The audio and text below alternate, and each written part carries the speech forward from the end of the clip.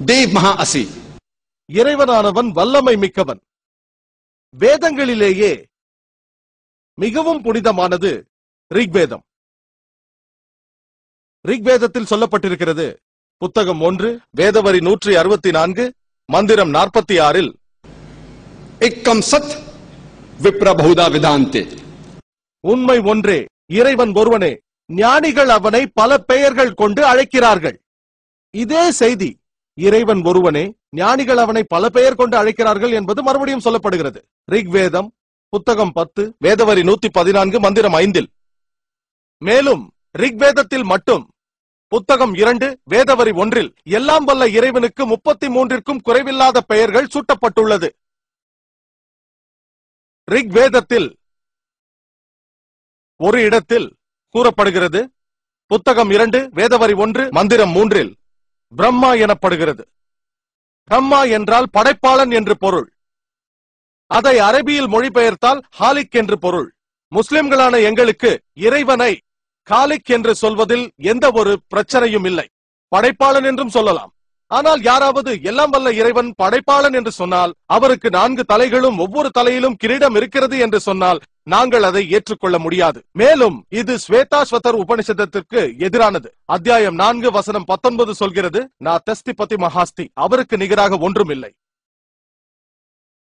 இறைவனுக்கு மற்றும் ஒரு பெயர் ரிக்வேதத்தில் புத்தகம் 2 வேதவரி 1 மந்திரம் 3 சூட்டப்பட்டுள்ளது. அது விஷ்ணு.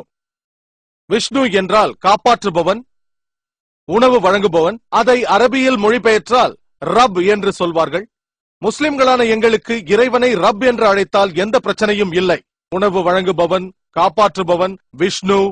ஆனால் யாராவது காப்பாற்றும் இந்த இறைவன் பாம்பின் படுக்கையில் படுத்துக்கொண்டு கடலில் வலம் வருபவர், வானத்தில் கருட பறவையின் மீது பறப்பவர், 4 கைகளுடன் வலது கையில் சக்கரம் கொண்டிருப்பார், இடது கையில் சங்கு கொண்டிருப்பார் என்று சொன்னால் முஸ்லிம்களான எங்களால் ஏற்றுக்கொள்ள இயலாது. மேலும் இது யஜுர்வேதத்திற்கு எதிரானது. அத்தியாயம் 32 வசனம் 3 சொல்கிறது, தஸ்திபதி மகாஸ்தி, அவருக்கு உருவம் ஏதும் இல்லை. எல்லாம் வல்ல இறைவனுக்கு உருவமே கிடையாது. மேலும் ரிக்வேதத்தில் சொல்லப்பட்டுள்ளது, புத்தகம் 8 வேதவரி 1 மந்திரம் 1 மா சதநிதி சன்சத், எல்லா புகழும் இறைவனுக்கே, அவரை மட்டும் வணங்குங்கள். மேலும் ரிக்வேதத்தில் புத்தகம் 6 வேதவரி 45 மந்திரம் 16 யா எக் இத் முஸ்திஹி, எல்லா புகழும் இறைவனுக்கே, அவரை மட்டும் வணங்குங்கள்.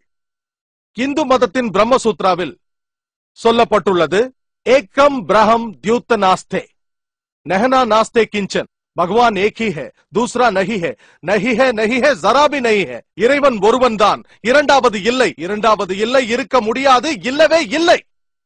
நீங்கள் இந்து மதத்தின் வேதங்களை படித்தால் இந்து மதத்தின் கடவுள் கோட்பாடுகளை புரிந்து கொள்ள முடியும்.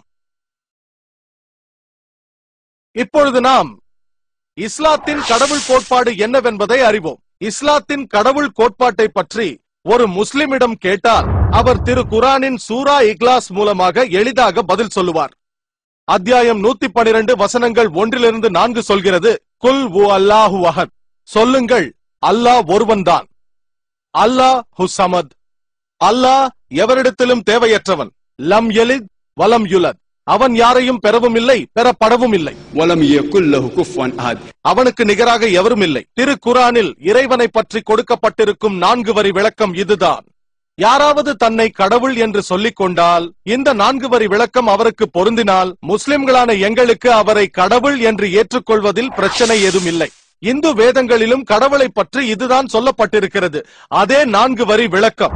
முதலாவது, குல்ஹு அல்லாஹு அஹத், சொல்லுங்கள் இறைவன் ஒருவன் தான். சந்தோகியா உபனிஷதத்தில் கூறப்பட்டுள்ளது. அத்தியாயம் 6 பகுதி 2 வசனம் 1 கூறப்படுகிறது, எக்கம் எவதித்யம், கடவுள் ஒன்றே, இரண்டாவது இல்லை. இரண்டாவதாக, அல்லாஹு சமத், அல்லாஹ் முடிவில்லாதவன், முழுமையானவன். இதேதான் பகவத்கீதையில் கூறப்பட்டுள்ளது. அத்தியாயம் 10 வசனம் 3, எல்லாம் வல்ல இறைவன் அனைத்து உலகங்களுக்கும் அதிபதி என்று. மூன்றாவதாக, லம் யலித் வலம் யுலத், அவன் யாரையும் பெறவும் இல்லை, பெறப்படவும் இல்லை. ஸ்வேதாஸ்வதர் உபநிஷதத்தில் இதேதான் கூறப்பட்டுள்ளது. அத்தியாயம் 6 வசனம் 9, எல்லாம் வல்ல இறைவனுக்கு பெற்றோர்கள் இல்லை, அவனுக்கு தலைவன் இல்லை, தாய் இல்லை, தந்தையும் இல்லை. நான்காவதாக, வலம் யகுல் லஹு குஃபுவன் அஹத். அவனுக்கு இணை இல்லை. இதுதான் ஸ்வேதாஸ்வதர் உபநிஷதத்தில் கூறப்பட்டுள்ளது. அத்தியாயம் 4 வசனம் 19. மேலும் யஜுர்வேதம் அத்தியாயம் 32 வசனம் 3 சொல்லப்படுவது என்னவென்றால் ஞாதஸ்திபதி மகாஸ்தி. அவனுக்கு நிகராக எதுவும் இல்லை, அவனை போல் எதுவும் இல்லை. அதனால் யாராவது தன்னை கடவுள் என்று சொல்லிக் கொண்டால் அந்த நபர் இந்த 4 வரி விளக்கங்களுக்கு பொருந்தினால், அதாவது சூரா இஹ்லாஸில் சொல்லப்படுவது போல அல்லது இந்து வேதங்களுக்கு பொருந்தினால், முஸ்லிம்களான எங்களுக்கு அந்த நபரை கடவுள் என்று ஏற்றுக்கொள்வதில் எந்த பிரச்சனையும் இல்லை. உதாரணத்திற்கு பலர் சொல்கிறார்கள், அதிகமானோர் பகவான் ரஜினிஷை கடவுள் என்று சொல்கிறார்கள். கேள்வி பதில் நேரத்தில் இந்து சகோதரர் ஒருவர், இந்துக்களான நாங்கள் அவரை கடவுள் என்று ஏற்றுக்கொள்ளவில்லை என்று. எனக்கு தெரியும், எல்லா இந்துக்களும் அவரை கடவுள் என்று ஏற்றுக்கொள்கிறார்கள் என்று நான் சொல்லவில்லை. ஆனால் சிலர் அவரை கடவுள் என்று சொல்கிறார்கள். நான் இந்து வேதங்களை படித்திருக்கிறேன், அதில் எங்குமே பகவான் ரஜினிஷை கடவுள் என்று சொல்லவில்லை. ஆனாலும் அநேக மக்கள் பகவான் ரஜினிஷை கடவுள் என்று சொல்வதால் அவரை சூரா இஹ்லாஸை வைத்து பரிசோதித்து பார்ப்போம் மற்றும் இந்து வேதங்களை வைத்தும் பரிசோதித்து பார்ப்போம். முதலாவதாக குல் ஹு அல்லாஹு அஹத். சொல்லுங்கள், அல்லாஹ் ஒருவனே, எக்கம் இவதித்யம், இறைவன் ஒருவன் தான், இரண்டாவது இல்லை. ரஜினிஷ் ஒருவர் தானா? சொல்லுங்கள். தன்னை ஆன்மீகவாதி என்று அவர் மட்டும்தான் சொல்லிக் கொண்டாரா? ஆயிரக்கணக்கானோர் தங்களை ஆன்மீகவாதிகள் என்று சொல்லிக் கொள்கிறார்கள். அதுவும் நமது இந்தியாவில் அநேக ஆன்மீகவாதிகள் உள்ளனர். அவர் ஒருவர் மட்டுமல்ல. ஆனால் ரஜினிஷ் பக்தர் கூறுவார் அவர் தனித்தன்மை வாய்ந்தவர் என்று. அதனால் நாம் அடுத்த பரிசோதனைக்கு செல்வோம். அல்லாஹு சமத், அல்லாஹ் எவரிடத்திலும் தேவையற்றவன். ரஜினிஷ் முடிவே இல்லாதவரா? ரஜினிஷின் சுயசரிதையில் எழுதப்பட்டுள்ளது அவர் சர்க்கரை வியாதியினால் பாதிக்கப்பட்டிருந்தார் என்று. அவருக்கு ஆஸ்துமா மற்றும் முதுகுவலி இருந்தது. யோசித்து பாருங்கள், எல்லாம் வல்ல இறைவனுக்கு முதுகுவலி, ஆஸ்துமா, சர்க்கரை வியாதி. மூன்றாவது பரிசோதனை, லம் யலித் வலம் யுலத், பெறப்படவும் இல்லை. நமக்கு தெரியும் ரஜினிஷ் மத்திய பிரதேசில் பிறந்தார். அவருக்கு பெற்றோர்கள் இருந்தார்கள். 1981 அமெரிக்காவிற்கு சென்றார். மேலும் ஆரிகான் என்ற நகரத்தில் அவரது சொந்த டவுன்ஷிப்பை உருவாக்கினார். அதுதான் ரஜினிஷ் புரம். ஆயிரக்கணக்கான அமெரிக்கர்களை குழப்பத்துக்குள்ளாக்கினார். அதன் பிறகு அமெரிக்க அரசாங்கம் அவரை கைது செய்து சிறையில் அடைத்தது. அவர் சொன்னார், அமெரிக்க அரசாங்கம் எனக்கு சிறையில் விஷம் கொடுத்தது என்றார். கற்பனை செய்யுங்கள், எல்லாம் வல்ல இறைவனுக்கு விஷம் கொடுத்தார்களாம். பிறகு 1985 அமெரிக்க அரசாங்கம் ரஜினிஷை அவர்களது நாட்டிலிருந்து வெளியேற்றியது. அவர் இந்தியாவிற்கு திரும்பி வந்து பூனே நகரத்தில் அவர் ஒரு நிலையத்தை ஆரம்பித்து அதற்கு ஓஷோ கம்யூன் என்று பெயரிட்டார். அந்த ஓஷோ கம்யூன் நிலையத்திற்கு சென்றால் அவரது கல்லறையில் எழுதப்பட்டுள்ளது, பகவான் ரஜினிஷ், ஓஷோ ரஜினிஷ் பிறக்கவும் இல்லை, இறக்கவும் இல்லை. ஆனால் டிசம்பர் 11, 1931 ஜனவரி 19, 1990 வரை பூமிக்கு வந்து சென்றாராம். பிறக்கவும் இல்லையாம், இறக்கவும் இல்லையாம், பூமிக்கு வந்து சென்றாராம். டிசம்பர் மாதம் 1931 ஜனவரி 19, 1990 வரை. ஆனால் அவருக்கு 21 நாடுகளுக்கு விசா அளிக்கப்படவில்லை என்று கல்லறையில் குறிப்பிட மறந்துவிட்டார்கள். யோசித்து பாருங்கள், எல்லாம் வல்ல இறைவன் பூமியை சுற்றி பார்க்க வருகிறார். பல நாடுகளுக்கு செல்ல அவருக்கு விசா தேவைப்படுகிறது. நாட்டை விட்டு வெளியேற்றப்படவில்லை என்றால் ரஜினிஷின் வீட்டையும் அவரது சீடர்களின் வீட்டையும் எரித்து விடுவோம் என்று கிரீஸின் ஆர்க் பிஷப் சொன்னார்.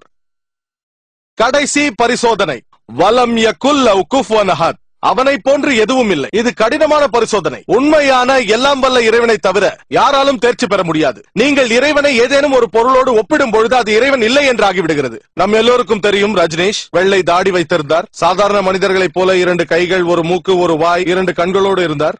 இறைவனை வேறு ஏதேனும் பொருளோடு ஒப்பிடும் அந்த தருணமே அது இறைவன் இல்லை. வலம் யகுல் லஹு குஃபுவன் அஹத். உதாரணத்திற்கு, யாராவது ஒருவர் எல்லாம் வல்ல இறைவன் ஆர்னால்ட் ஸ்வாசநேகரை விட 1000 மடங்கு பலம் வாய்ந்தவர் என்று சொன்னால், அர்னால்டை பற்றி கேள்விப்பட்டிருப்பீர்கள். அவர் மிஸ்டர் யூனிவர்ஸ் பட்டம் வென்றவர், உலகத்திலேயே மிகப்பெரிய பலசாலி. யாராவது ஒருவர் எல்லாம் வல்ல இறைவன் அர்னால்டை விட 1000 மடங்கு பலசாலி என்று சொன்னால், நீங்கள் இறைவனை யாரோடும் ஒப்பிடும் அந்த தருணமே 1000 மடங்கோ இல்லை 1,00,000 மடங்கோ, அது அர்னால்ட் ஸ்வாசநேகரோ, தாரா சிங்கோ இல்லை கிங்காங்கோ. நீங்கள் இறைவனை ஏதேனும் பொருளோடு ஒப்பிடும் அந்த தருணமே அது இறைவன் இல்லை. வலம் யகுல் லஹு குஃபுவன் அஹத், அவனை போன்று எதுவும் இல்லை. இதுதான் 4 வரி விளக்கம் எல்லாம் வல்ல இறைவனை பற்றி திரு குர்ஆனில் கொடுக்கப்பட்டுள்ளது. இதைத்தான் நாங்கள் கடவுளை அறிந்து கொள்ளும் முறைகள் என்கிறோம். நீங்கள் வணங்கும் எல்லா கடவுள்களையும் சூரா இஹ்லாஸை வைத்து பரிசோதித்து பாருங்கள். உங்கள்